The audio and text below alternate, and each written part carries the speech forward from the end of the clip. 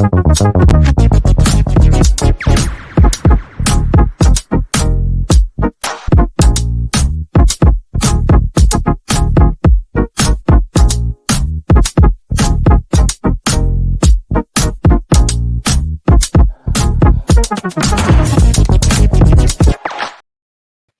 everybody, Russ and the Western Network. Hope you're all safe and well. Happy Thursday afternoon. It is where Hammers Headlines in association with the KUMB.com boys. Don't forget to check them out for latest news, reviews, and opinions. But we've got a few stories to talk about today. A few different things. We're going to talk about the retained list in a bit more detail, so the fallout from that. We're going to talk about a potential. Oh, sorry, I don't know why my camera just went there. We're going to talk about a potential. One of the potential ins, one of maybe four, according to TalkSport, that we're looking to bring in imminently. And then we're going to talk about a potential out as well. Although a bit of a non-story, but I think I just want to talk about it in a bit more detail.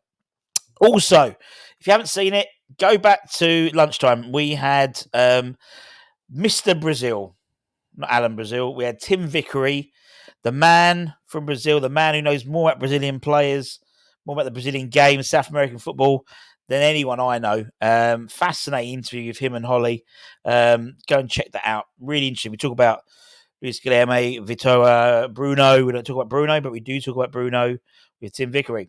Why Tim Steinen, why Tropical Tim is the Samba Steinen is so adamant about getting Brazilian players in. And we talk about Lucas Paqueta as well, and how the whole saga with Lucas has transpired and how it's been received in Brazil, because obviously he's very much still in the provisional squad for the Copa America and a very, very, very important player. Arguably, according to Tim, one of the most, if not the most important player that Brazil have. That is some statement, but very, very good to get Tim on. We obviously had Guilherme Balaguer on last month, talking about Julen, and now we've got Tim Vickery on talking about all things to do with the transfers. So let's start, shall we? That's a good idea, Russ. Let's start. Let's talk about. Might have pressed the button. Let's talk about the fallout from the retained list. Obviously, West Ham kind of released their retained list yesterday. The Premier League has since this morning done the full list of the Premier League, which we spoke about this morning very, very quickly. No surprises there, apart from that Kurt Zuma's middle name is Happy, and Maxwell Cornet's first name is Canali, which I think is more fun than Max. And Danny Ings has 2 or 3 middle names as well. Anyway, there's a few things that's happened in development. Obviously, a couple of the players that have left. Obviously, Dan Chester's been one of them. He's signed permanently now with Salford. He was on loan with them last season. Did very well. Played in about 3 or 4 different positions across the right side. I was a bit gutted because I always thought that Dan was always a really good winger on the peripherals. Potsy converted him to a right wing back, and I think that was really his position going forward, particularly in the modern game where the fullbacks aren't really fullbacks; they're more auxiliary wingers. In all honesty, they don't really defend first; they attack first. And Dan has that sort of in spades in terms of what he does. And obviously, he clearly impressed his time at Salford City. Obviously, Salford owned by the class of '92. Mostly owned by Class 92, and wish him all the best. Wish him all the best. But there were a couple of others, sort of West Ham related people who were shown the door. Well, one of them was Jamil Baptiste. Do you remember Jamil Baptiste? Obviously, was very much seen as the next one to come off the production line, particularly around the time of Reece Oxford and stuff like that. But it never really transpired. He got very ill, and that illness turned into a syndrome. It was called something, it's a strange name for the syndrome. Can't remember what it was. But basically, David Sullivan pretty much paid for Jamal, by the sounds of it, to get treatment using his own private doctor to try and get it sorted once and for all. But Man City have officially released Baptiste, according to the Premier League website. Again, another player. What could have been potentially? I mean, he claimed illness following a rare condition, Guillain-Barré syndrome. it became. And that was apparently the reason for his off-field issues. It started as glandular fever and developed into the syndrome. He was quoted in saying when he joined Man City, it was a difficult time in my life.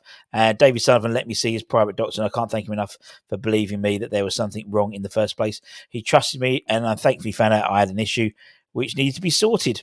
Thanked him big time because he's the only one who pushed for the test. I saw the doctor 4 or 5 times in a week. Maybe going straight to Man City was a bit of a step up from West Ham, but I think I actually saw him at a youth game when we played. Did we play Man City in the youth? I can't remember.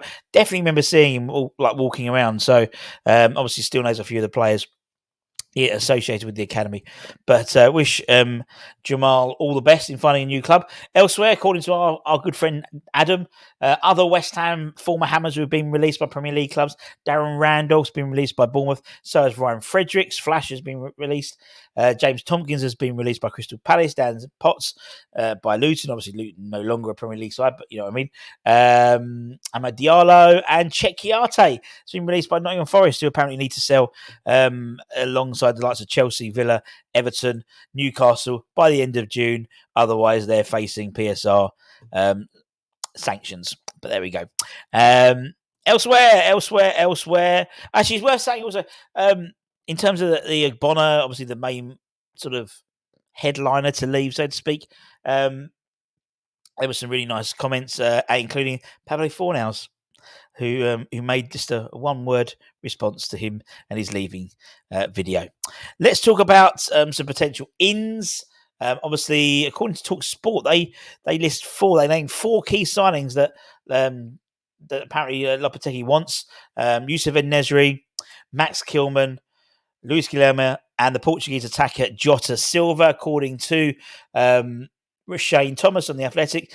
He reported yesterday that Jota is keen to join West Ham, and it's recently claimed that West Ham a bid for the left winger is imminent and could be around 13 to 17 million pounds for the Vitello Guilherme's winger. Impressive season so far: 15 goals, 7 assists in 42 appearances last season for Vitória, and right-footed left winger. So basically, an upgrade potentially to Said Benrahma, although we may well see Said come back if Lyon can't get around their transfer sanctions in terms of signing him. I'm not too sure because the contract was done maybe before the sanctions came into. I don't know, but he would definitely be an upgrade.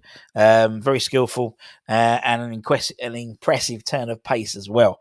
Alongside the likes of maybe Luis Guilherme coming in and Youssef En-Nesyri and Max Kilman maybe.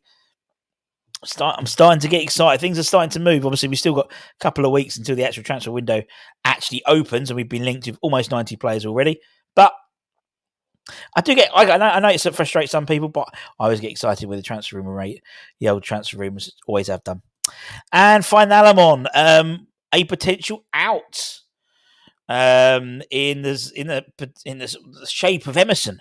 Now, according to Gazzetta dello Sport, it's claiming that Roma are looking at bringing in some fullbacks.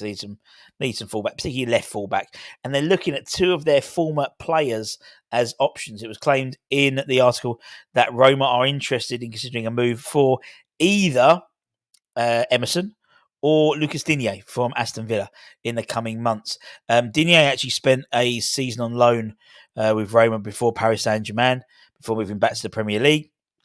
And Emerson was there for 3 years before moving to Chelsea a few years back. Obviously, apparently, Roma are studying both players carefully to see what happens. It remains to be seen whether either us or Villa will be prepared to sell fullbacks. I think more likely Villa will be more likely to sell Digne than us, Emerson, in all honesty. I don't think Emerson's going anywhere personally, but they are interested in our players. And people get frustrated by that. But, the fact is Emerson has had a fantastic season. Emerson's had a fantastic 2/3 of the season. I think the last third, he fell off a little bit.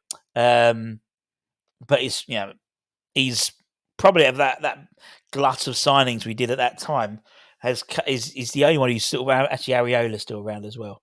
But he's really, he's been one of the best left backs in the country, I'd say, without being too, claret tinted. He's been brilliant, absolutely brilliant, and I think he'll thrive in a Julian formation. Particularly if he goes to three at the back, which he does do sometimes, mainly as But I think he's been fantastic. So look, we'll see. It's a link, and as I say with all these, we take everything with a pinch of salt. Nothing is Bible until there's a social media post. It's not even like the player holds a scarf up, because they don't do it anymore now, do they? It's all about the social media videos and spelling name wrongs in the promos beforehand. If you remember the Scarmacker saga. Anyway, that's it, my friends. Thanks very much for your time as always. Don't forget to check out thisonmybrand.com for the latest news, reviews, and opinions. Don't forget also to check out Father's Day is very much around the corner. Alloy Collectors. Don't forget, we have got a great deal of our friends at Alloy Collectors, and we can provide 25% off if you use the code Westham WHN25 at checkout for these fantastic metal kits which would adorn any man cave. You can put the name across the back, name on the shirt. You can put corner in the back if you really, really wanted to. But also, as well as that, just put it at 25%. But also, we've got our latest football prizes to win ironically, a Lucas Paqueta signed shirt. It's signed in framed for our friends at Football Prizes. There's also 13 instant win prizes, including a signed Trevor Brooking shirt, amongst many other things. Tickets are £3.94, 149 tickets. Links in the description below. Get on board. The competition ends next Tuesday at 7 p.m. These things always sell out, so please make sure you if you want to get involved, get involved. And that's it. Take care. Stay safe. Stay warm. Stay humble. Keep the faith, and come on, you irons. Irons!